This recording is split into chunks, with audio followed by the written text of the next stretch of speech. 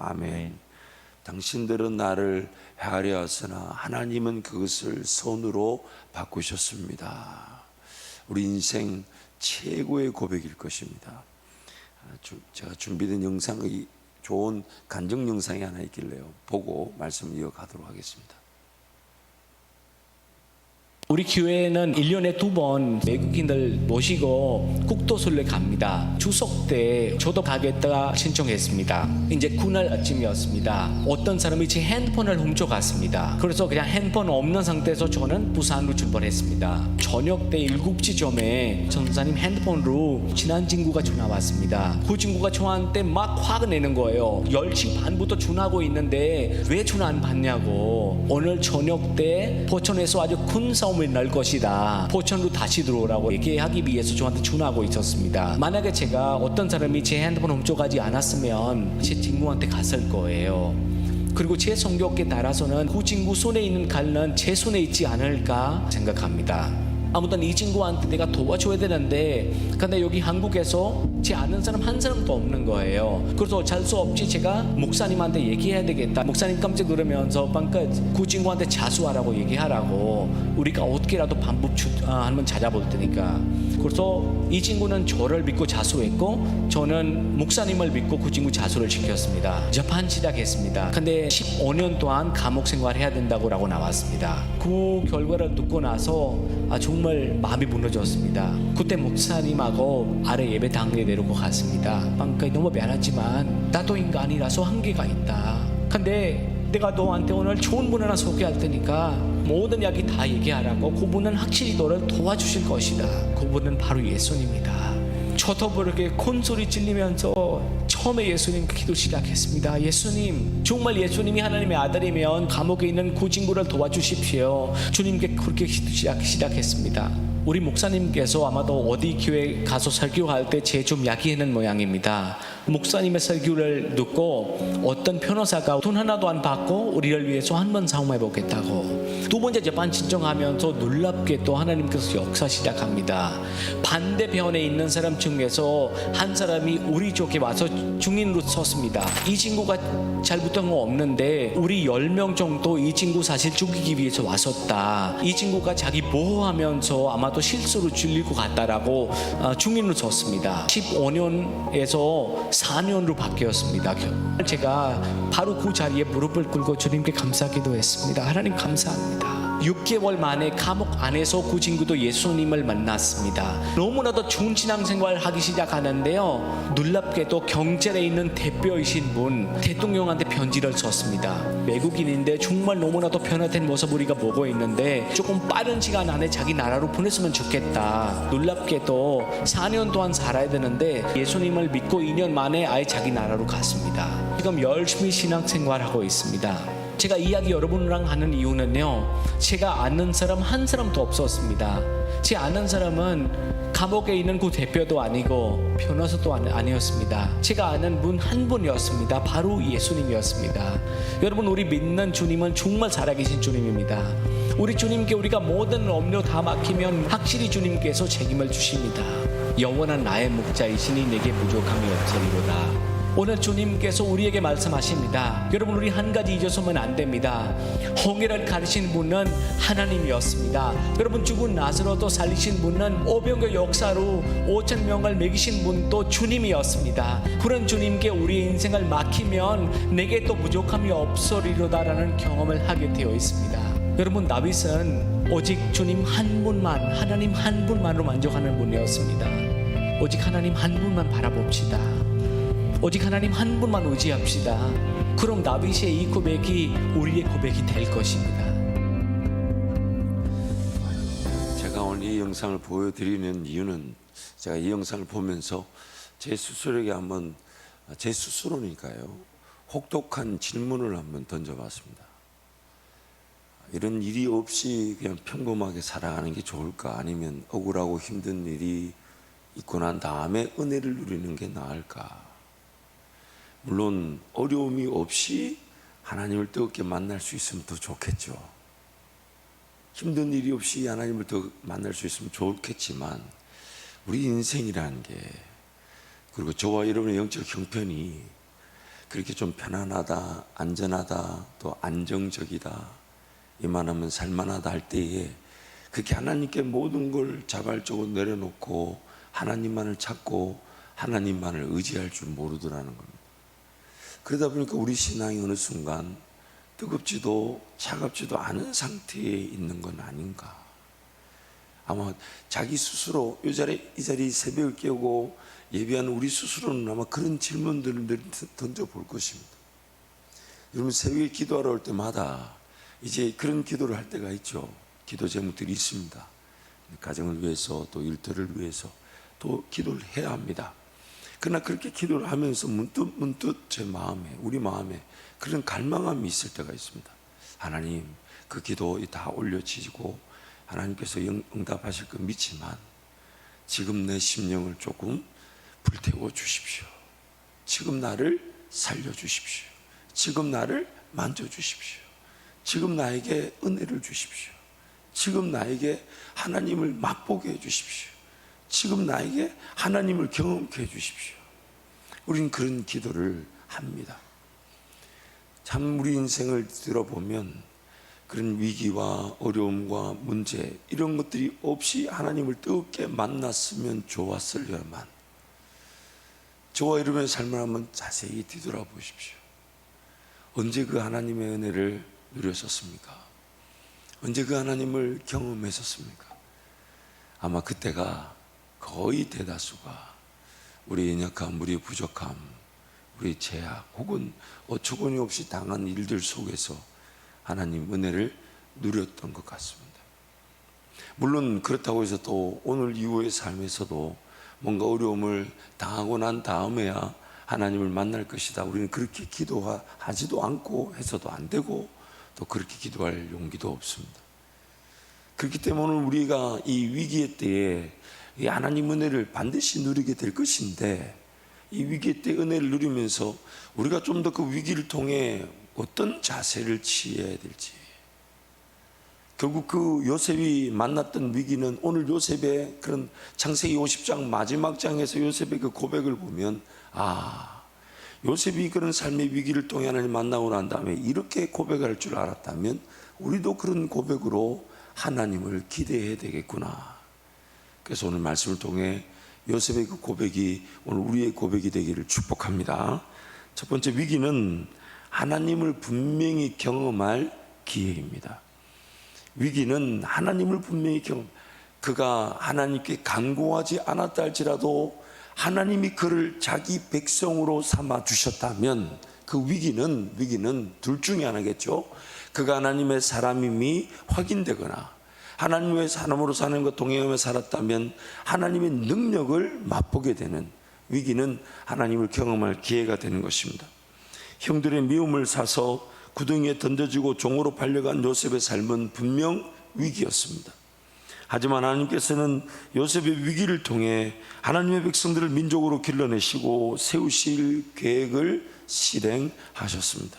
시편 105편 12절 17절인데요. 한 절씩 교독하면, 그때 그들의 사람 수가 적어 그 땅에 나그네가 되었고 이 족속에게서 저 족속에게로, 이 나라에서 다른 민족에게로 떠돌아다녔도다. 그러나 그는 사람이 그들을 억압하는 것을 용납하지 아니하시고 그들로 말미암아 왕들을 꾸짖어 이르시기를 나의 기름 부은 바들을 손대지 말며 나의 선지자들을 해하지 말라 하셨도다. 두 절 함께 갑니다. 그가 그 땅에 기근이 들게 하사 그들이 의지하고 있는 양식을 다 끊으셨도다. 그가 한 사람을 앞서 보내셨으며 요셉이 종으로 팔렸도다. 아멘. 이제 이 땅에 대한 내용들은 이번 금요일 날 애굽으로 내려가는 내용에 대해서는 한 번 더 말씀을 구체적으로 살펴보겠지만은, 하나님께서 요셉이 형들의 미움을 받아 구덩이에 던져지고 종으로 팔려가는 그 요셉의 위기가 하나님의 원대한 계획에 쓰임 받을 수 있는 기회가 되게 하셨다는 겁니다. 그 원대한 계획이 뭐냐면 야곱과 그 세대가 영성하여 수가 적어 이리 치고 저리 치니까 민족을 길러야 되는데 그 민족으로 기를 기회로 요셉을 먼저 보내셨다라고 성경이 말하는 겁니다. 그러나 그 요셉을 보내시는 그 과정 속에서 일어난 일은 하나님께서 계획하신 일은 아니었습니다. 형들의 미움을 받는 그 상황은 죄로 말미암아 피할 수 없는 죄인됨의 상태 혹은 죄악된 세상에서 그런 일들이 비일비재하죠. 그러나 하나님은 그 모든 것들을 하나님의 은혜의 역사를 이루시는 일에 선하게 바꾸시더라는 겁니다. 모든 것을 합력하여 선을 이루시더라는 겁니다. 하나님의 백성들의 삶의 위기는 하나님을 분명하게 경험할 기회입니다. 하나님께서 어떻게 함께 하고 계신지를 확인하게 됩니다. 하나님을 잘 모르는 이들은 하나님을 인격적으로 만나게 되며, 하나님을 경험한 이들은 하나님을 더욱 의지하고 신뢰하고 따를 기회가 되는 것입니다. 하나님의 백성인데 하나님을 잘 몰랐던 사람들은 그 위기를 통해 하나님을 인격적으로 만나게 되고, 하나님을 인격적으로 만나 기도하며 은혜를 구하는 성도들은 하나님의 더 놀라운 능력의 기회를 보게 되는 것입니다. 제가 이 표현을 아마 오늘쯤 하면 한 30번은 하지 않았을까 싶은데, 이런 거예요. 하나님의 백성인데 기도하지 않고 살아온 백성은 반드시 위기를 당해 기도하게 되고, 근데 신기해요. 제가 이 얘기할 때마다 한 30번 했는데 듣는 여러분은 새 것을 듣는 것처럼 얘기하시니까, 여러분이 설교자를 세운다고도 볼 수가 있어요. 좋은 얘기인지 안 좋은지 어쨌든 다시요. 하나님의 백성인데 기도하지 않은 사람은 그 위기를 당해 기도하게 됩니다. 그렇죠? 자꾸 울부짖고 하죠. 근데 하나님의 백성으로서 기도의 필요성을 느끼고 기도의 맛을 본 사람은 그 기도가 나중에 자신의 영혼, 삶, 가정, 일터, 교회를 지킬 뿐 아니라 더 놀라운 믿음의 역사에 주역이 되는 것입니다. 주역이 되는 것입니다. 풀무불을 무서워하지 않게 됩니다. 사자굴에 던져지는 것을 두려워하지 않습니다. 하나님과 동행했기 때문에 어떤 일을 당할는지를 염려하지 않고 하나님 나와 함께 하심이 기쁨이 되는 것이죠. 그래서 오늘 위기는 그러한 하나님과의 그 사람과의 관계를 드러내는 거죠. 그가 하나님의 사람인데 하나님을 잘 몰랐던 자들은 하나님을 인격적으로 만나게 되지만, 하나님을 경험하고 만났던 이들이 기도하며 걸어왔던 그 모든 시간들은 그들이 어떤 위기를 당하든지 간에 하나님을 더 하나님답게 만나게 되는 겁니다. 양으로 생명은 얻게 하거나 얻은 생명이 더 풍성해지는 것입니다. 하나님의 백성임에도 불구하고 하나님을 잘 모른다는 것 자체가 결국 위기인 것이죠. 그 위기를 통해 하나님의 백성들에게 이걸 깨닫게 하시는 거죠. 하나님의 백성인데도 불구하고 하나님을 잘 모른다는 게 결국 위기인 것입니다. 하나님께서는 자기 백성들과 인격적 교제의 관계를 확인하고 세우고 동행하시기 위해 그들의 삶에서 일어나는 모든 것들을 이용하셔서 말씀하시고 인도함을 나타내십니다. 저와 여러분의 삶에서 일어나는 모든 일들을 하나님은 하나님을 더 경험하고 만날 수 있는 기회로 사용해 주시는 것입니다. 그러므로 두 번째 위기는 하나님께서 우리에게 외치시는 소리가 분명해지는 기회입니다. 하나님께서 우리에게 돌아오라고, 그리고 우리와 함께 하신다고 외치시는 그 하나님의 외침이 분명해지는 시간입니다. 하나님의 은혜의 역사는 항상 하나님 홀로 전적으로 이루십니다. 사람의 행위나 공로가 조건이 되거나 더해질 수가 없습니다. 전적인 자기 부인과 자기 죽음의 자리가 아니면 하나님의 은혜의 역사는 요원합니다.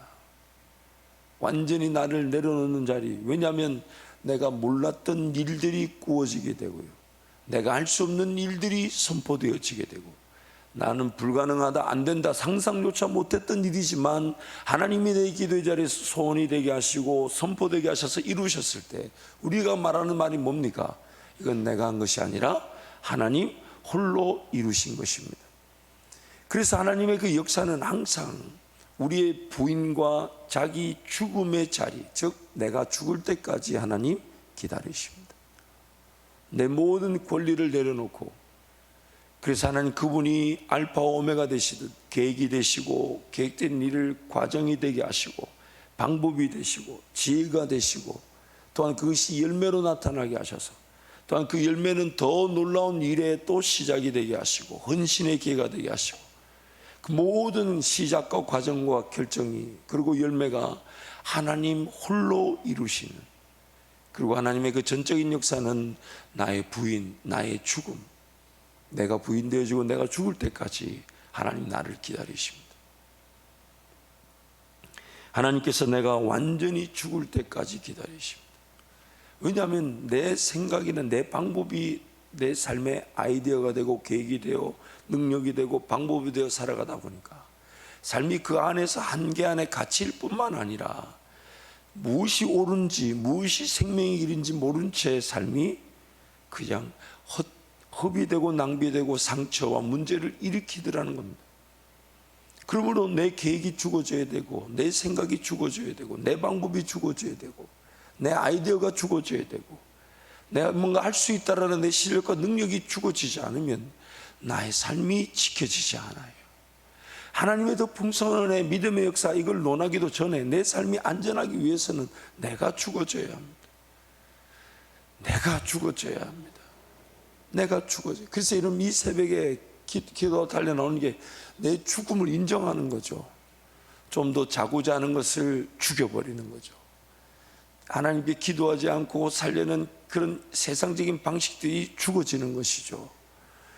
하나님께서 오늘 내 삶을 인도해 가실 텐데 허락되어진 삶도 하나님의 은혜가 아니면 감당될 수 없다라고 고백하는 것이죠.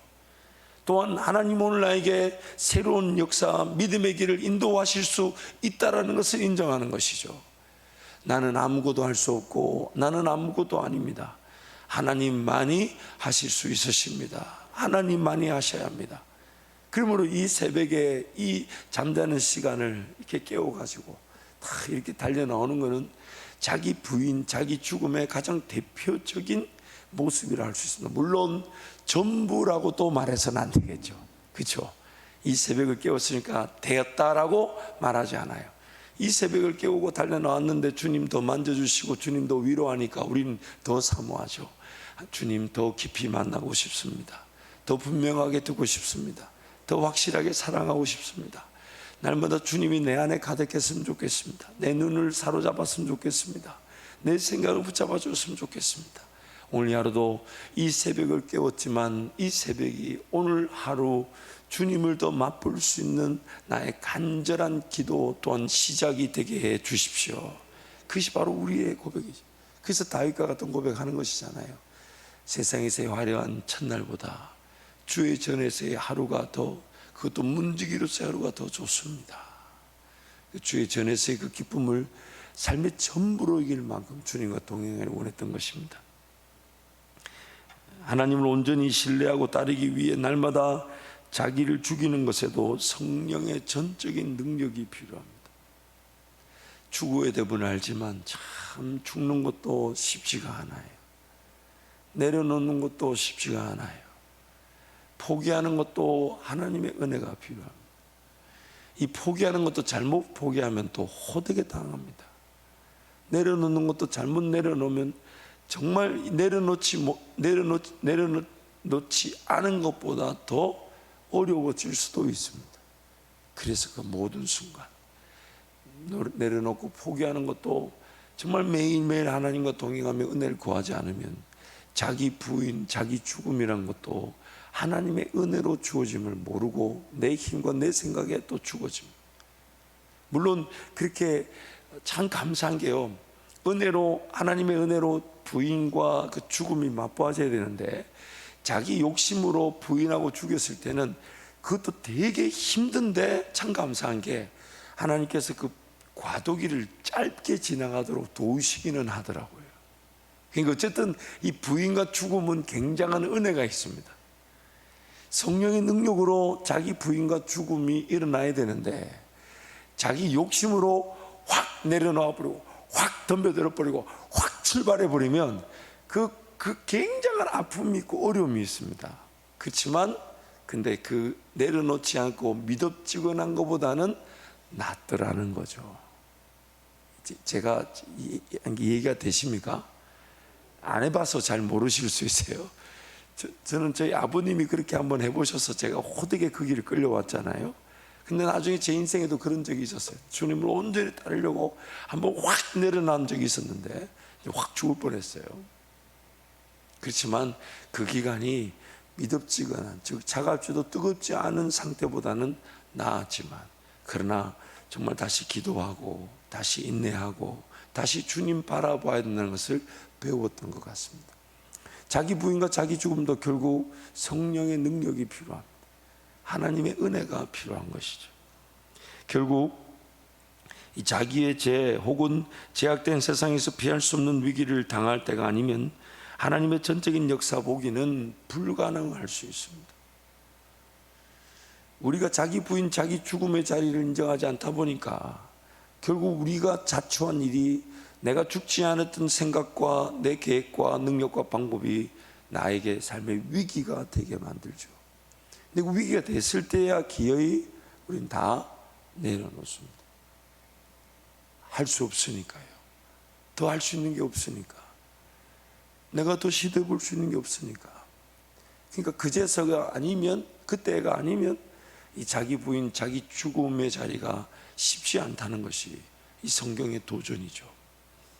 자기를 부인하고 죽이지 못했기 때문에 결국 위기를 당할 수밖에 없었으나 하나님께서는 그 위기를 하나님의 전적 역사의 기회로 삼아 주십니다. 그래서 오늘 두 가지 내용을 좀 더 우리 삶에 적용하면 좋고, 첫 번째는 여러분 어떤 위기가 있든지 간에 염려하지 마십시오. 두려워하지 마십시오. 하나님께서 나를 붙들고 계신다는 것을 보여주시는 기회가 됩니다. 그러나 오늘 이 새벽에 달려놓은 저 여러분, 두 번째 하나님의 메시지를 좀 붙잡았으면 좋겠어요. 그 위기를 왜 당했느냐? 그 위기가 왜 자초되었느냐? 내가 부인되지 않고 내가 죽어지지 않았어. 내가 정말 얼마나 강팍한 인간인지, 정말 하나님 앞에 자발적으로 오늘 내가 기도하는 것으로, 말씀의 자리로, 예배의 자리로, 그리고 성령 하나님께 삶을 내어드려 순종하고자 하는 그 자리에서 내가 부인되어지고 내가 죽어지는 그 은혜를 누려야 되는 것이 하나님의 뜻인데, 우리가 얼마나 죄인 되었는지, 얼마나 강팍한지 그 말씀과 기도의 자리로 따라가면서 부인되고 죽어져 순종하는 은혜를 누리지 못하다 보니까 결국 하나님의 은혜의 전적인 역사가 언제 맛보아지냐면, 내가 자초하여 내가 더 이상 힘으로 살 수 없다고 여기는 위기 상황이 아니면 자기 부인 자기 죽음의 자리가 인정되지 않더라는 겁니다. 제가 이렇게 말하지만 여러분 삶에서 이게 뭔지 충분히 아마 느꼈을 겁니다. 충분히 경험했을 겁니다. 충분히 깨달았을 겁니다. 그만큼 우리가 하나님 은혜가 필요한 자들이에요. 필요한 자. 죽어야 되면 알지만 쉽게 잘 죽지 못하고, 부인되어야 되는 건 알지만 잘 부인되지 못하는 이 안타까움. 더 나아가 하나님의 은혜로 새로운 역사를 준비하시고 세우시는 계기까지 되게 하십니다.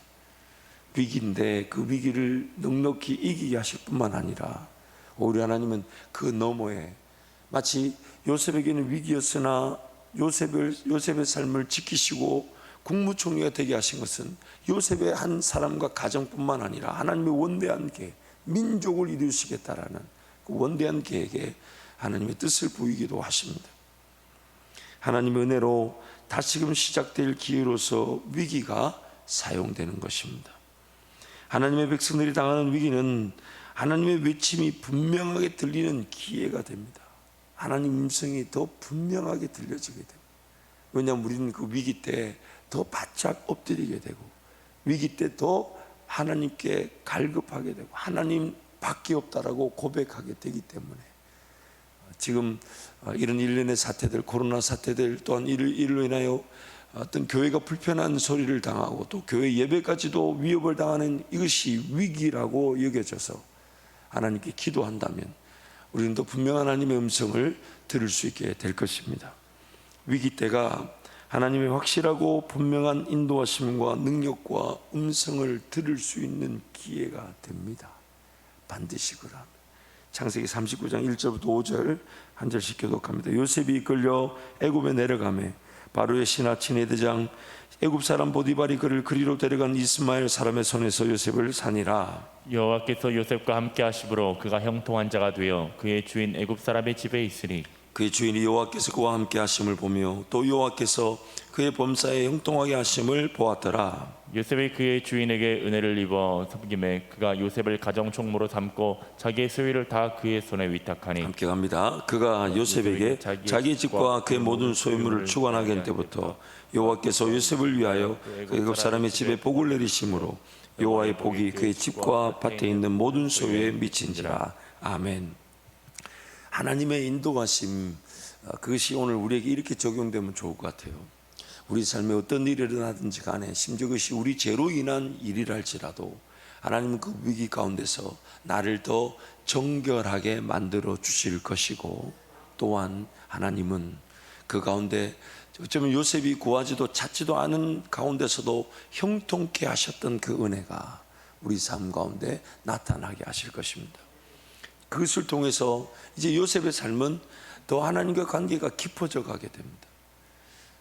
아버지 아래에서 채색 옷을 입으며 그렇게 인정받고 존중받았던 그 시절보다도 차라리 인생이 고통과 어려움을 당해 위기를 지나면서 하나님께서 그를 더 빚으시고 더 깨끗하게 하시는 그 은혜. 그러나 우리가 이렇게 바라죠. 그런 위기, 그런 고통 문제 없이 하나님 날 좀 빚어주시면 안 됩니까? 참 제가 말씀을 이렇게 단언하기는 불편하지만 그런 일이 없다라고는 제가 말하지는 않겠어요. 그런 일이 있을 수 있겠죠. 하나님이 하시면 하십니다. 그런데 죄로 말미암아 타락한 나의 상태, 나의 영적 형편을 생각해 볼 때 그렇게 편안하다. 예를 들면 이런 거죠. 요셉이 아버지의 아들 야곱의 아래에 있을 때에 이런 형통케 하심을 볼 수 있었을까요? 이렇게 인정받는 일이 있었을까요? 다른 방법을 하나님이 취하실 수 있으셨을 것인데 굳이 이 방법으로만 가야만 했을까요? 한 번 더 이렇게 한번 생각해 보시죠. 만약 요셉이 아버지 야곱 아래에 있었다면 그 애굽을 다스릴 만한 국무총리로 세워질 수 있었을까요? 세워질 수 있었을까요? 모세가 갈대 상자에 넣어져 나일강에 띄어지지 않았다면 모세는 나중에 하나님의 그 쓰임에 따라 이스라엘 백성을 구원하는 지도자로 세워질 수 있었을까요? 그렇다면 오늘 내 삶엔, 저와 여러분 삶에 어떻게 좀 적용하면 좋을지 이 사도 바울이 가르쳐 주죠. 날마다 내 몸을 쳐서 나를 복종시킨다. 좀 더 긍정적으로 한번 적용해 볼게요. 긍정적으로요. 기도의 시간을 만들기 위해 여러분 밤에 얼마나 몸부림쳐 오십니까? 새벽에 좀 더 일찍 깨우기 위해 저녁의 문화를 제거하기 위해 얼마나 하나님께 은혜를 구하고 계십니까? 그렇게 자발적으로 시간을 부단히 벌기 위해, 그래서 내 맑은 정신, 내 맑은 이 또렷또렷한 눈으로 기도하기 위해 정말 그 저녁의 문화들 어떻게 정리하고 계십니까? 어떻게 치열하게 싸우고자 하고 계십니까? 어떻게 하나님 은혜를 구하고 계십니까? 물질도 마찬가지겠죠. 내가 쓸 수 있다고 쓰는 게 아니라 과연 이거 하나님 원하시는 걸까? 내가 이걸 아낄 수 있는 것이 아닐까? 안 써도 되는 건 아닐까? 주님이 원하시는 일에 좀 더 쓰고자 하는 그런 열정과 그런 사모함. 만약 그런 과정이 없다면 결국 우리는 언제 어떻게 하나님을 만나게 될까요? 언제 어떻게 하나님을 만나게 될까요? 결국 온전히 하나님을 따르지 못한 상황에서의 위기 상황은 자초될 수밖에 없는 것이, 물론 그 위기를 통해서 하나님 우리를 만나 주시지만 오늘 우리는 이 요셉의 상황을 보면서 오늘 우리 삶에 적용하자면 정말 그런 거 아니겠습니까? 부정적인 상황에서의 위기를 통해 하나님을 만나는 것도 은혜지만 그 위기를 내가 긍정적으로 만들어내는 건 어떨까요? 자발적으로 금식의 자리에 찾아가고 자발적으로 내 기도의 시간들을 더 만들어내기 위해 하나님 은혜를 구하고 내 몸을 쳐서라도 어떻게든 더 깨우고자 하고 더 하나님께 달려나오고자 하고 시간이든 물질이든 하나님 그분께 자발적으로 내 삶을 위기 상황, 내 미래도 내일 일도 마찬가지 굉장한 긴장감이 있죠. 오늘 허락하신 일용할 양식으로 하나님께서 내일의 삶을 준비케 하실 수도 있겠지만, 그러나 그 준비되는 것보다 오늘 그 시간 물질을 하나님 내놓으라 하시면 내가 내놓겠습니다라고 말하는 것인지, 언제든지 내놓을 것이지만은 주님이 오늘은 가지고 있으라면 그 요셉의 저장 창고 원리대로 7년의 풍년기간 동안 또 저축이 필요할 때도 있습니다. 그러나 아무런 목적 없이 마치 한 달란트를 받았는데 그걸 가지고 그걸 중심으로 살아가라고 삶의 이유와 목적을 하나님께서 발견케 하시게 주신 그 달란트가 땅속에 처박혀지게 되는 순간, 그럼 그 사람의 삶은 무엇을 위해 어떻게 살았다는 뜻일까요? 많은 열매를 맺고 안 맺고는 그것도 하나님께 달려있지 않을까요? 달란트를 주신 분이 맺게 하지 않으실까요? 그럼 오늘 우리의 삶은 그 주신 것을 중심으로 살아가는 것, 그게 목적일 텐데 그것 자체를 그냥 목적도 없이 이유도 없이 땅속에 처박아두듯이 왜 처박아둘까요? 왜 그럴까요? 그러므로 오늘 우리 삶에 하나님의 그 목적을 분명히 이해할 줄 알아요. 이런 위기가 있을 때마다 우리의 삶이 본질적인 자세를 취할 줄 알아요. 내가 내버려 두면 위기를 자초할 수밖에 없는 죄인이다. 그렇다면 오늘 하나님, 내가 무엇을 더 쳐서 복종시킬까요? 하나님, 어디서 더 순종할까요? 무엇을 더 희생할까요? 무엇을 더 헌신할까요?